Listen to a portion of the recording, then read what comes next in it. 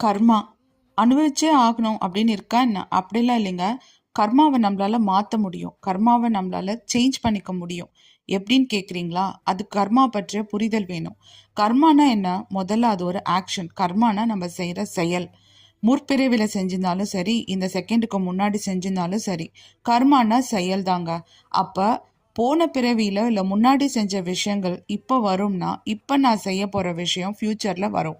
அப்போ இப்போ நான் செய்கிற செயல்கள் மூலயமா என்னோட ஃப்யூச்சரை நான் மாற்றிக்க முடியும். இப்போ நான் எப்படி என்னோட செயலை செய்யணும் அப்படின்னா, உங்களோட பாஸ்ட்லேருந்து ஏதோ ஒரு விஷயத்தில் இன்றைக்கி சுச்சுவேஷன் க்ரியேட் ஆகி வருது இல்லைங்களா, அதுக்கு நீங்கள் எப்படி ரியாக்ட் பண்ண போகிறீங்கன்றது தான் உங்களுடைய ஃப்யூச்சர். நீங்கள் 2 விதமாக ரியாக்ட் பண்ணலாம். உங்களுக்கு ஒரு நல்ல சிச்சுவேஷன் வந்திருக்கு அப்படின்னா ஆட்டோமேட்டிக்காக நீங்கள் அதுக்கு ஒரு நல்ல செயல் தான் செய்ய போகிறீங்க. உங்களுக்கு ரொம்ப ஹாப்பியாக மகிழ்ச்சியாக இருக்க போகுது. பட் உங்களுக்கு பிடிக்காத ஏதாவது ஒரு விஷயம் நடக்கும்போது நீங்கள் அதுக்கு எப்படி ரியாக்ட் பண்ண போகிறீங்க? அந்த இடத்துலையும் நீங்கள் பாசிட்டிவாக ரியாக்ட் பண்ணிங்கன்னா, பாசிட்டிவாக சூஸ் பண்ணிங்கன்னா, உங்களுக்கு ஃப்யூச்சரில் அந்த பழைய கர்மா கூட பாசிட்டிவாக மாறிடும். ஏன்னா இன்றைக்கி நீங்கள் பாசிட்டிவாக ரியாக்ட் பண்ணியிருக்கீங்க.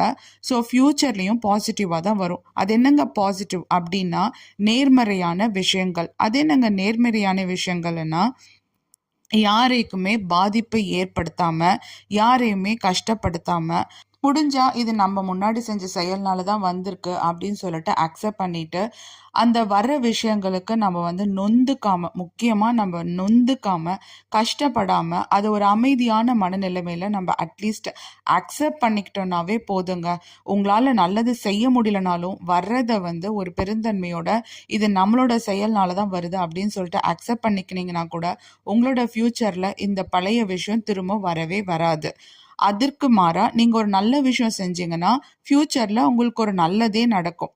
பட் நீங்க அத அக்செப்ட் பண்ணாம, நீங்க வந்து அதுக்கு வந்து எதிர்ப்பு தெரிவிச்சுக்கிட்டு, ஒரு நெகட்டிவான விஷயம் யாரையாவது குறை சொல்லிட்டு, இல்ல யாரையாவது இழுத்துட்டு, இல்ல இது ஏன் எனக்கு நடந்துச்சுன்னு உங்களையே நீங்க நொந்துக்கிட்டு, இந்த மாரி ஒரு நெகட்டிவான விஷயங்கள், எதிர்மறையான விஷயங்கள கிரியேட் பண்ணும்போது, உங்களோட பழைய கர்மாவும் தீராது.